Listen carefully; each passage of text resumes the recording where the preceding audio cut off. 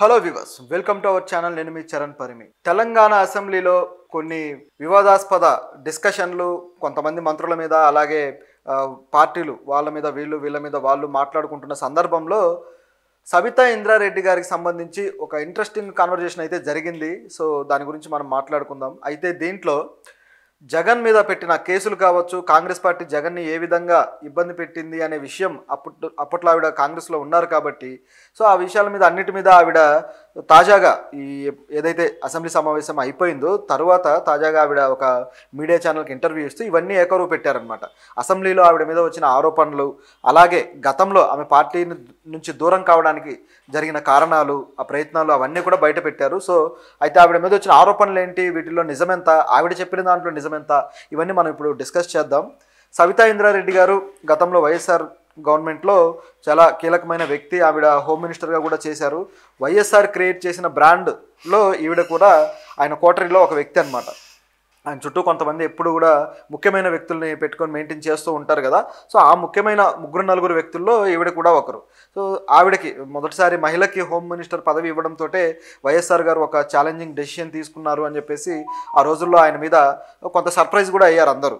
So అయితే ఆవిడ ఎలా పరిపాలిస్తుంది, హోమ్ మినిస్టర్గా ఏం చేస్తుంది అని చూస్తే పర్వాలేదు, అంటే వెనకాల వైఎస్ఆర్ ఉండి నడిపించారు కాబట్టి ఆవిడ తనదంటూ ఒక ఇమేజ్ అయితే సృష్టించుకోగలిగారు. సో దాదాపు 20 సంవత్సరాలు కాంగ్రెస్లోనే ఉన్నారు ఆవిడ. సో అలా కాంగ్రెస్ నుంచి అనేక పదవులు కూడా అనుభవించారు.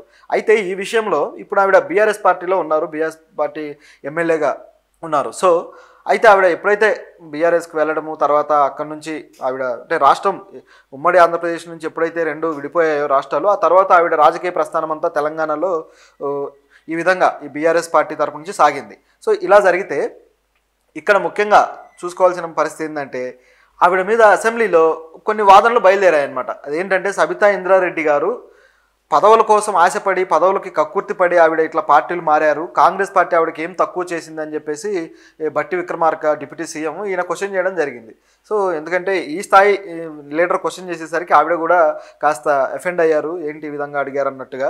సో అంటే బీఆర్ఎస్ ఒకరినొకరు విమర్శలు చేసుకుంటూ వస్తున్నారు కదా, ఈ రైతులకు సంబంధించిన ఈ పెన్షన్ల విషయంలో సరిగ్గా అందరికీ రాలేదని బీఆర్ఎస్ ఆరోపణలు చేయడం కావచ్చు, ఇట్లా కొన్ని ముఖ్యంగా ఈ గ్రూప్ ఉద్యోగాలకు సంబంధించి ఇలాంటివన్నీ అన్నిటి విషయాల్లో బీఆర్ఎస్ చాలా బలంగా పోరాడుతూ అసెంబ్లీలో ప్రభుత్వాన్ని బాగా కార్నర్ చేసే ప్రయత్నం చేస్తుంది. ఇంకా బీఆర్ఎస్ పోరాటం ఏ స్థాయిలో ఉందంటే ప్రభుత్వం కూడా కంగారు పడే స్థాయికి వెళ్ళిపోయిందనమాట. ఆ రేంజ్లో జరుగుతున్న క్రమంలో ఎదురుదాడి చేయడానికి వీళ్ళు ఎంచుకున్న మార్గం ఈ విధంగా ఉంది. సో ఇందులో భాగంగా సబితా ఇంద్రారెడ్డి గారి మీద ఈ క్వశ్చన్ బయలుదేరింది. సో ఆవిడ మొత్తం మీరు పదవులు అనుభవించారు, అన్నీ చేశారు, ఇంతకంటే తక్కువ ఏముంది, మీరు ఎందుకు పార్టీ మారారని చెప్పేసి ఆయన నిలదీసి దాంతో ఆయన కంటిన్యూ చేస్తూ ఆవిడ పార్టీ మారుతున్న సందర్భంలో కూడా నేను వెళ్ళి ఆవిడని బతిమాలాను, మీరు పార్టీ మారద్దు, పార్టీ మీకేం తక్కువ చేయలేదు కదా, ఉండండి, తర్వాత కూడా అవకాశాలు వస్తాయి, మీరు అడగకుండానే మీ ఇంట్లో మళ్ళీ ఒక ఎంపీ సీటు కూడా ఇవ్వడం జరిగింది, ఇన్ని చేసినా కూడా మీరు ఎందుకు ఇట్లా మారుతున్నారని చెప్పేసి రిక్వెస్ట్ చేశాను అని చెప్పేసి బట్టి విక్రమార్క గారు కూడా అన్నాడు. అలాగే తనను లీడర్గా పై స్థాయికి తీసుకెళ్తున్న టైంలో కూడా ఆవిడ సపోర్ట్ చేయకుండా ఆగిపోవడము, ఆవిడ ఇట్లా పార్టీ మారడం ఇదంతా కూడా సరైంది కాదు, నైతిక విలువలేని రాజకీయం అన్నట్టుగా ఆవిడని ఆరోపించారు. దీనికి ఆవిడ అక్కడ సరైన సమాధానాలు చెప్పలేకపోయారు, కానీ తర్వాత మీడియాలో మాత్రం ఆవిడ కొన్ని సమాధానాలు చెప్పారు. ఆవిడ ఏమన్నారంటే, కాంగ్రెస్ పార్టీ నాకు ఏదో హోమ్ మినిస్టర్ పదవి ఇచ్చి నాకేదో న్యాయం చేసింది, నాకేదో మేలు చేసింది అనుకుంటున్నారు, కానీ నాకు ఏ విధమైన మేలు చేయలేదు అని చెప్పేసి ఆవిడ అన్నారు. అసలు హోమ్ మినిస్టర్ పదవి ఇవ్వడం కన్నా పెద్ద మేలు ఏముంది, సీఎం తర్వాత అంతటి స్థాయి పోస్ట్ హోమ్ మినిస్టర్ అంటే. ఇప్పుడంటే పవన్ కళ్యాణ్ గారు లాంటి వాళ్ళు డిప్యూటీ సీఎంలు అయ్యి, ఈ బట్టి విక్రమార్క లాంటి ఇమేజ్ ఉన్న నాయకులు డిప్యూటీ సీఎంలు అవ్వడం వల్ల ఆ సీఎం డిప్యూటీ పదవికి కాస్త వాల్యూ అనేది ఇప్పుడు యాడ్ అయింది, ఎక్కువగా మాట్లాడుకుంటున్నారు. కానీ నిజానికి సీఎం తర్వాత సీఎం అంతటి పేరు ఎవరికి ఉంటుందయ్యా అంటే హోమ్ మినిస్టర్కే ఉంటుంది, పోలీస్ శాఖ కంట్రోల్ చేసే వ్యక్తికే ఎక్కువగా ఉంటుంది. సో ఇలాంటి పదవి ఒక గవర్నమెంట్లో ఆవిడ పొంది ఆ పదవిలో ఆవిడ అధికారం వెలగబెట్టిన తర్వాత ఇప్పుడు నాకు అదేం మేలు చేయలేదు అంటే ఇంకా మేలు అంటే ఏంటి, ఇంకా డైరెక్ట్గా సీఎం పదవి ఇవ్వాలా? సో మరి ఆవిడ ఉద్దేశం ఏంటో కానీ ఆవిడ ఆ విధంగా వ్యాఖ్యానించడం ఇది ఇక బొడ్డు దాటాక తెప్ప తగలేయడం అంటారు చూడండి, ఆ టైపు పద్ధతి అనమాట ఇది. సో ఇలా ఉంది ఆవిడ మాట. సరే, ఇది ఇలా ఉంటే మరికొన్ని విషయాలు కూడా ఆవిడ పంచుకుంటూ ఉన్నారు. సో కాంగ్రెస్ పార్టీ ఏ విధంగా తనని ఇబ్బంది పెట్టింది, ఎందుకు పార్టీని మారాల్సి వచ్చింది అనే విషయంలో ఆవిడ కొన్ని అభిప్రాయాలు చెప్పారనమాట. ఆ రోజుల్లో ఎప్పుడైతే వైఎస్ఆర్ గారు చనిపోయిన తర్వాత జగన్ మళ్ళీ తన సొంత రాజకీయాన్ని మొదలుపెట్టారో ఆ టైంలో జగన్ మీద వీళ్ళు కాంగ్రెస్ ఇలా కేసులు పెట్టడానికి, జగన్ని ఇరికించడం కోసం తన మీద కూడా దాదాపు సిబిఐ కేసులు పెట్టారు. దాదాపు 5 సిబిఐ కేసులు పెట్టారు నా మీద. సో సిబిఐని ఎవరు పంపించారు, ఎవరు పంపిస్తే ఈ కేసులు జరిగాయి, ఇవన్నీ చేసింది కాంగ్రెస్ కాదా అని చెప్పేసి ఆవిడ క్వశ్చన్ చేయడం జరిగింది. ఇది కూడా వాస్తవమే. సిబిఐ ఎవరికి పనిచేస్తుంది, సిబిఐ ఎవరి మాట వింటుంది అంటే ఇంకా చెప్పక్కర్లేదు.